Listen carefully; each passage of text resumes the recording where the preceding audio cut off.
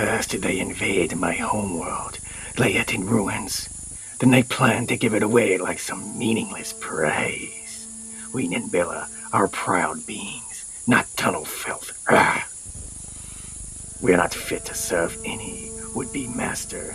My eggs will be protected from their tyranny. My embryos will grow to be powerful Nimbilla, capable of returning our world to grace. The lakes of Nimbilla will crawl with our finest warriors, but until that day I must stand and fight. As much as I loathe that Cruorcon, I must admit, it is my only hope for restoring my world.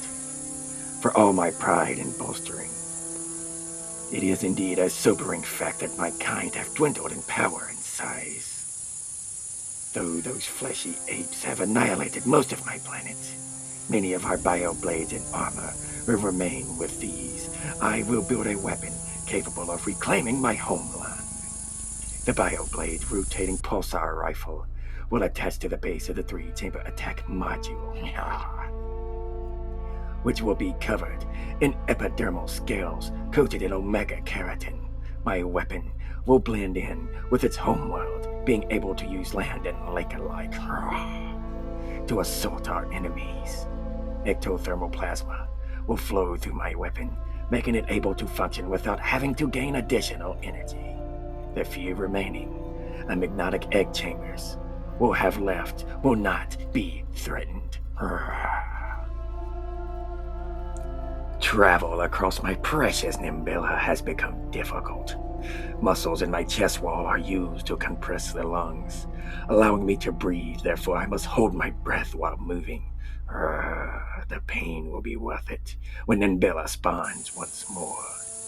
The removal of nitrogenous waste caused by the oxidation of proteins and the regulation of ectothermal plasma loss must be filtered by a biotech bladder system located in the rear of my weapon. My clan Naklaka will litter the battlefield with our enemy's blood. The oviducts hold my precious eggs. I have visited them often. My lovelies grow stronger with every passing day. My weapon shall have the vision of the serpent clans. This will be accomplished by inserting a lens, which will be pressurized by surrounding tissue fibers near the top of the weapon. A transparent sheet will move horizontally across the lens, adding protection when needed. My chemoreceptors have tasted foreign smells in the air. The war mammals are upon us. An olfactory nerve connected to my weapon will allow me to sense the other competitors, but my kind's advanced sense of smell is waning. Our ancestral breeding chambers remain intact. When the embryos mature, we will repopulate our world and bring ruin upon all mammals. Ophidia is ready for battle.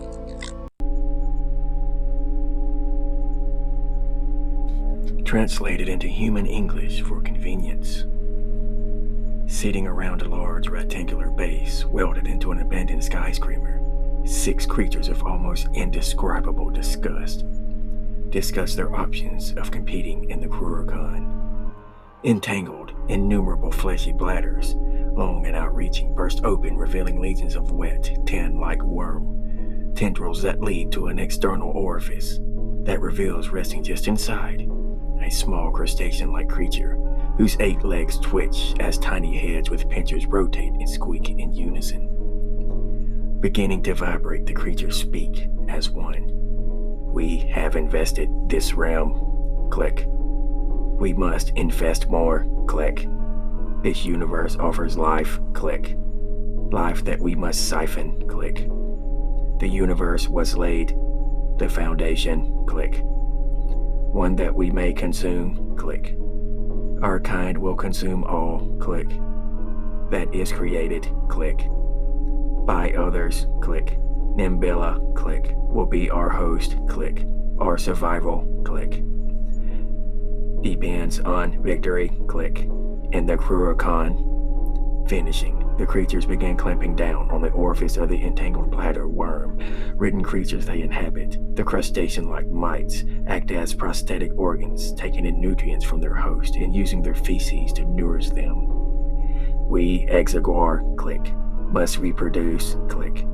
Evolution will give us females, click. Our young, click.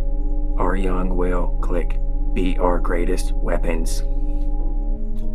A broader examination of the planet would show dead creatures as far as the eye can see, with the Exiguar engaging in mating frenzies and forcing their way into the breathing orifices of the planet's former inhabitants.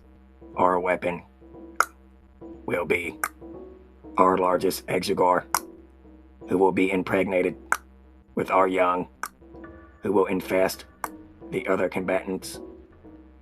The Exiguar choose their finest specimen, an incredibly large isopod who stands over 3 meters tall at a width and depth of 3 meters, with a mucky white crustacean shell, with one circular pink muscle beneath for its movement.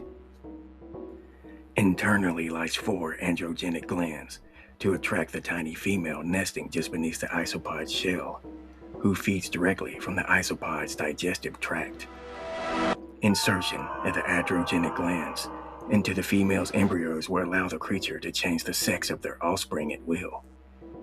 Using the vas deferens, gastric trachea exists inside the body and extend inward and reach outward for 6 feet. Long, dark, yellow, and constructed with the sectional masses. These serve for extra secretion of enzymes that can melt enemies, absorb any and all bodily fluids that are sent to the midgut, then down to the ventriculus, where enzymatic digestion and absorption of nutrients takes place, where it is then sent to the digestive tract, where the female inserts a single barb and feeds. The male will be able to mate with the female secretly, housing offspring that can infect other combatants.